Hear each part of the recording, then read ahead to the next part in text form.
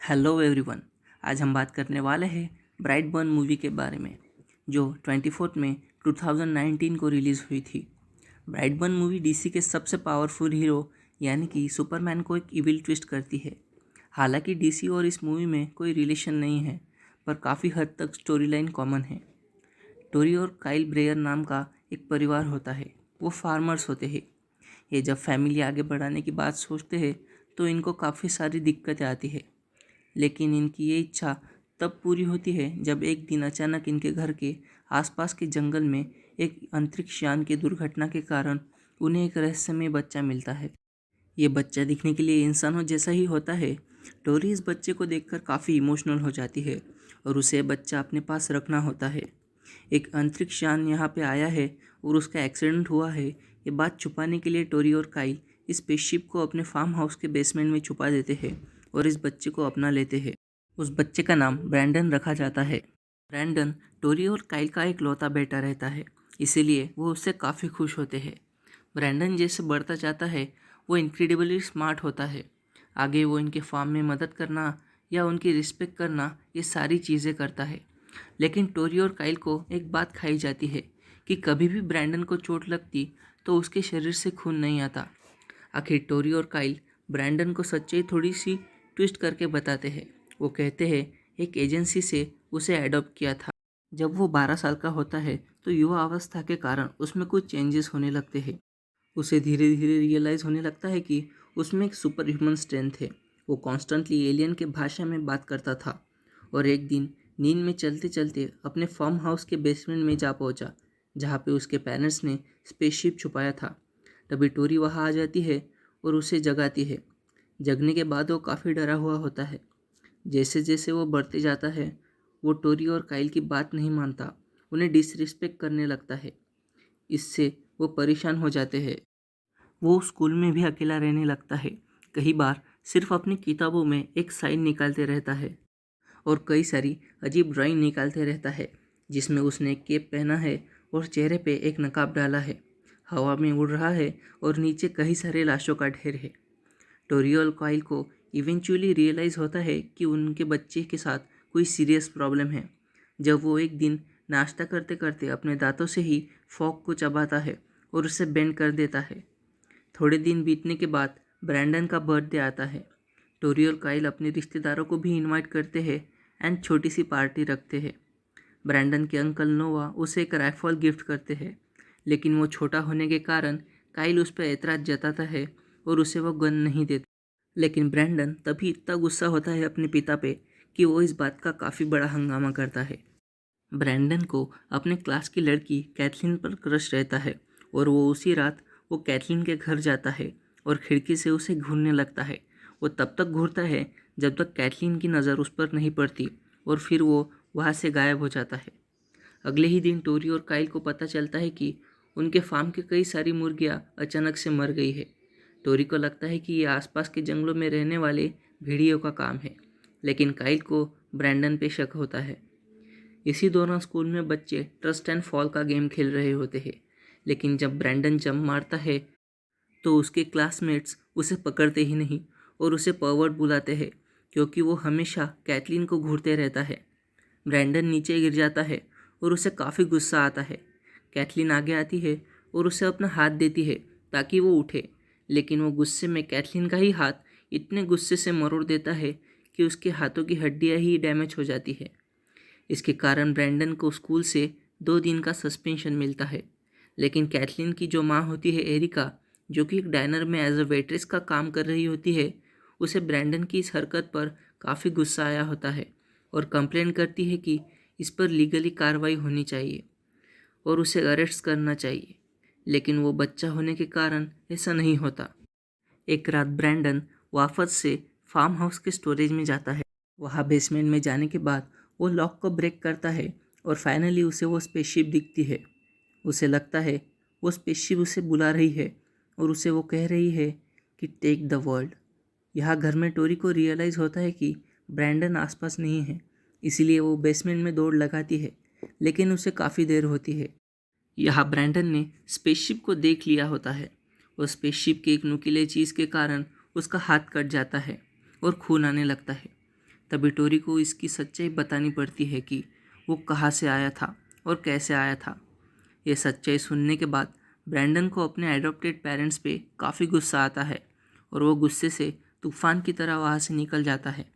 वहाँ से वो रोते हुए अपने परिवार की सारे फ़ोटो फाड़ देता है। अब उसके पेरेंट्स के लिए उसके मन में बस नफ़रत होती है। वहाँ से वो सीधा कैटलिन के बेडरूम में जाता है। वहाँ से उसे बताता है कि उसके पास स्पेशल पावर्स है। अपनी शक्ति वो पूरी दुनिया के सामने रखना चाहता है और उसके लैपटॉप पे फ्लावर्स रख के चला जाता है। वो सीधे जाता है वही डायनर में जहाँ पे कैटलिन की माँ एरिका काम कर रही होती है। जब ब्रैंडन एरिका के यहाँ पहुँचता है तब हम देखते हैं कि उसने अपने बुक में जो खुद की ड्राइंग बनाई होती है वैसा ही पहराव किया होता है। लाल कलर का केप उसने पहना होता है और चेहरा पूरी तरह से ढका होता है। बस उसकी आंखें दिख रही होती है जो कि लाल कलर जैसी चमक रही होती है। ये एक इविल वर्जन ऑफ सुपरमैन दिखाया गया है। वो एरिका को काफ़ी ज़ख्मी करने लगता है। इसी दौरान एरिका के आँख में छोटे छोटे कांच के टुकड़े लग जाते हैं। एरिका को रियलाइज़ होता है कि ये उसे मारने आया है। तब वो उससे छुपने के लिए बड़े से फ्रीज़र रूम में छिपने के लिए भागती है। वो दरवाज़ा अंदर से बंद कर देती है।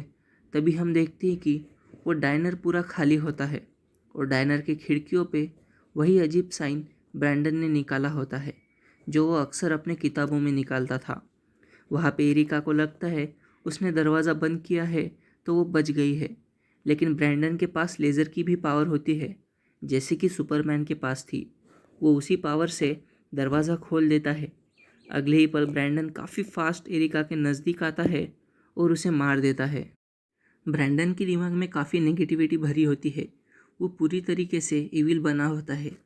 दोस्तों, ये सुपरमैन का डार्क वर्जन हो सकता है क्योंकि उसमें सुपरमैन की तरह ही पावर्स होती है। जैसे कि सुपरमैन आंखों से लेज़र बीम निकालता था जैसे ये कर रहा है। ये भी हवा में उड़ सकता है और काफ़ी भारी चीज़ें उठा सकता है। ब्रैंडन की आंटी मेरी उसे काउंसिल करने की कोशिश करती है लेकिन ब्रैंडन नहीं मानता। जब उसे दिखता है कि ये काफ़ी वियर्ड बिहेव कर रहा है तब वो पुलिस को इन्फॉर्म करने जाती है, लेकिन ब्रैंडन उसे घर तक फॉलो करता है और काफ़ी धमकाता है और उसी के घर में जाके वार्डरूम में छुपता है। मेरी का ही हस्बैंड नोवा होता है। जब वो वार्डरूम में ब्रैंडन को देखता है तो वो उसे घर छोड़ने के लिए जाता है, लेकिन ब्रैंडन मना करता है। लेकिन उसके बावजूद भी नोवा रुकता नहीं है। वो उसे गाड़ी में बैठा के लेके जाता है। ये देख के ब्रैंडन बीच में से अचानक गाड़ी से गायब हो जाता है। ये देख के नोवा काफ़ी डर जाता है। दूसरे ही पल ब्रैंडन हवा में गाड़ी के सामने उड़ता हुआ उसे दिखता है। ये देख के नोवा को कुछ समझ नहीं आता। वो काफ़ी डरा हुआ होता है। वो गाड़ी रिवर्स लेता है और अपने घर की तरफ जाने के लिए निकलता है, लेकिन ब्रैंडन टेलीकाइनेसिस से उसका ट्रक उठाता है और उसके मुंह के बल उसे गिराता है, जिसके कारण नोवा का पूरा चेहरा स्मैश हो जाता है। वो पहचान में भी नहीं आ रहा होता। फिर वो उसके गाड़ी के नज़दीक जाता है और उसी के खून से वही वो सिंबल निकालता है जो उसने डायनर में भी बनाया था। एरिका गायब हो गई है, इसीलिए चीफ डिप्यूटी ऑफिसर डीवर इन्वेस्टिगेशन कर रही होती है और उसे वो डायनर में अजीब से साइन दिखते हैं जो ब्रैंडन ने निकाले होते हैं।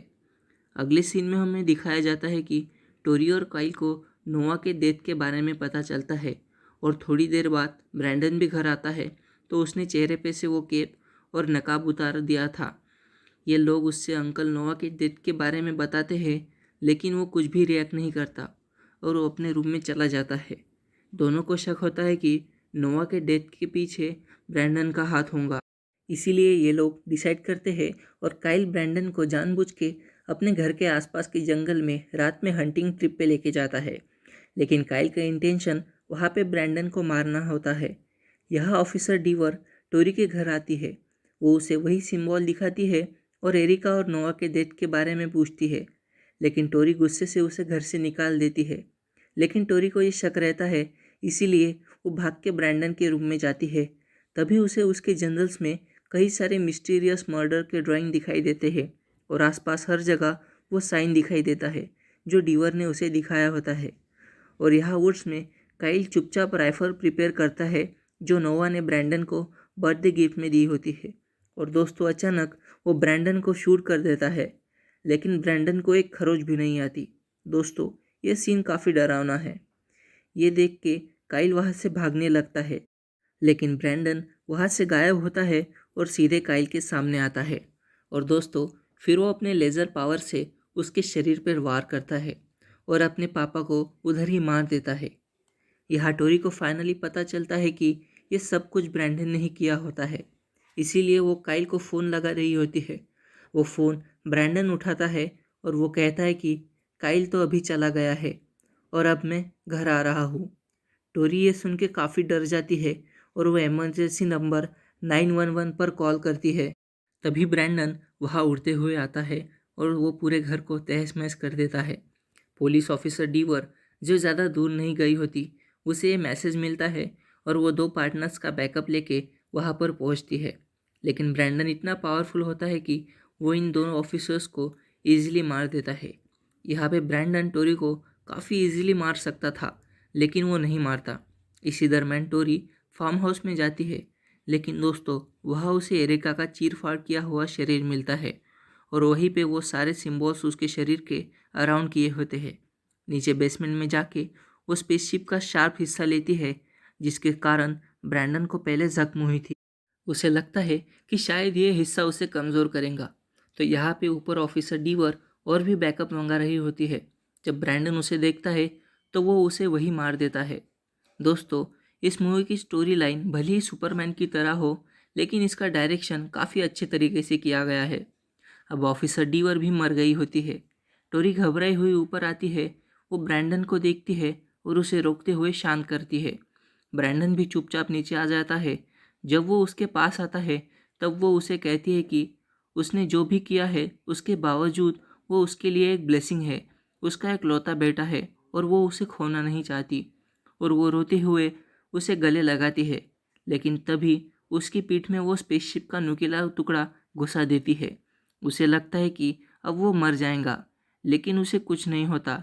ये देख के टोरी उसे माफ़ी मांगने लगती है, लेकिन ब्रैंडन को गुस्सा आया होता है। इसीलिए वो टोरी को हवा में उठाते हुए काफ़ी ऊपर ले जाता है और दोस्तों, अपनी माँ को वो नीचे फेंक देता है। टोरी वहीं मर जाती है। लेकिन ब्रैंडन के पीछे से तभी पैसेंजर जेट आ रहा होता है और वो उससे टकरा जाता है। हमें पता है कि सुपरमैन की स्ट्रेंथ कितनी होती है।